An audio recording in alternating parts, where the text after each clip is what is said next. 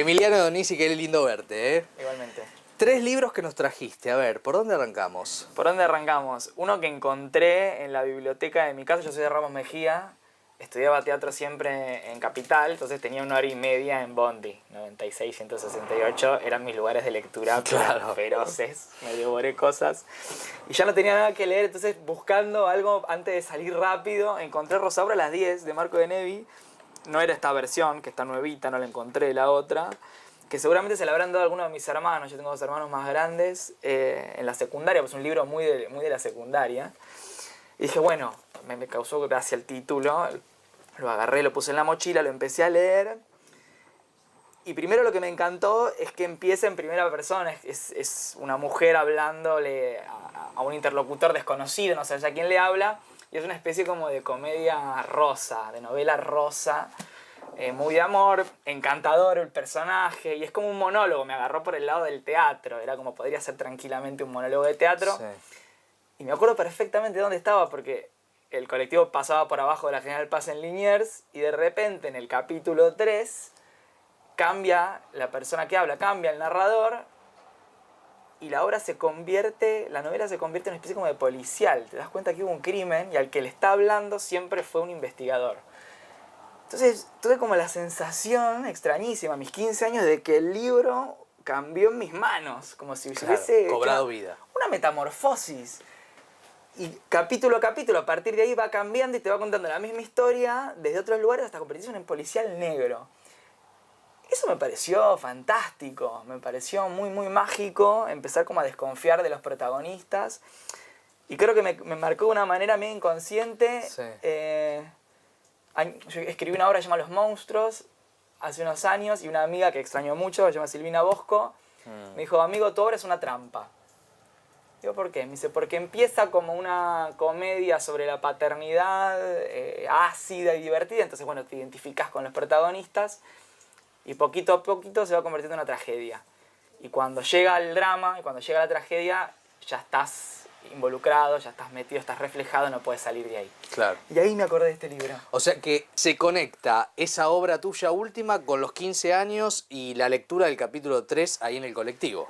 Son como esos mecanismos que te quedan en el inconsciente, que uno aprende y que los haces después casi sin saber, sin darte cuenta, hasta que bueno, un amigo o una amiga te dice, che, esto es así, habla de vos. Entonces bueno, te das cuenta de las influencias que uno puede tener de todas partes. Así que nada, es un libro que recuerdo con mucho cariño, por la edad, por el momento, por el bondi.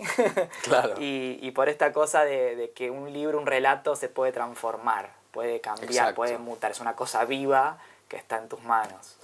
De los 15 años, ¿a dónde nos vamos? De Rosaura. Psicoanálisis de los cuentos de hadas, Bettelheim. Es un libro que lo busqué un montón, me costó un montón encontrarlo.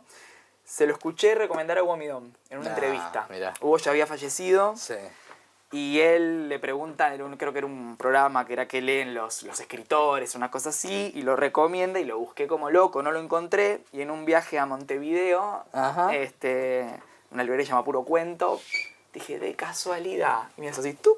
Y me lo da. Y me lo llevé así. Qué bárbaro. Analiza los cuentos de hadas. Este tipo era un psicólogo infantil, un psicoanalista infantil. Trabajó mucho sobre el autismo, sobre un montón de cosas. Mirá. Después tiene una biografía un poquito más turbia, un poquito más difícil, pero explica los cuentos de hadas y la importancia de los cuentos de hadas en la educación de los pibes y cómo cada cosa tiene su significado. Y yo lo relacioné después con una cosa que decía Hugo.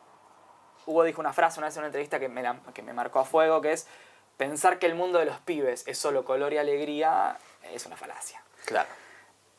Y este libro explica cómo los cuentos, mal llamados de hadas, además porque no siempre tienen hadas, sino los cuentos de fantasía, ayudan a dar un entorno seguro al pibe para encontrarse con temas mucho más profundos, como la soledad, el abandono, la muerte, la tristeza, la vejez, que son temas que están en la vida de los pibes. Claro. Porque están alrededor, el mundo de los pibes es mucho más amplio.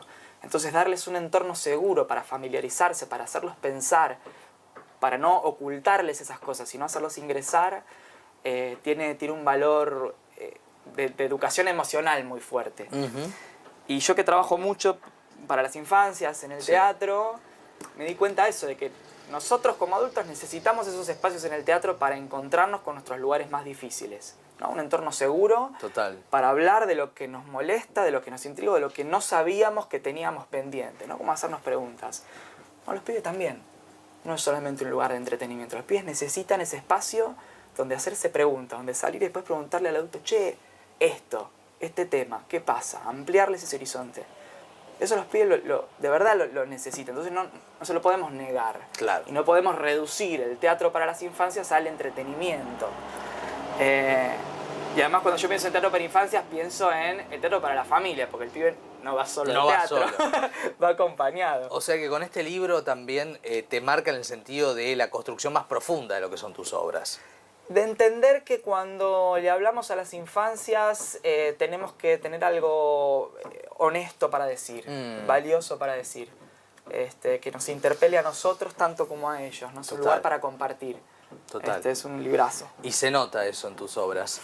Tercer libro.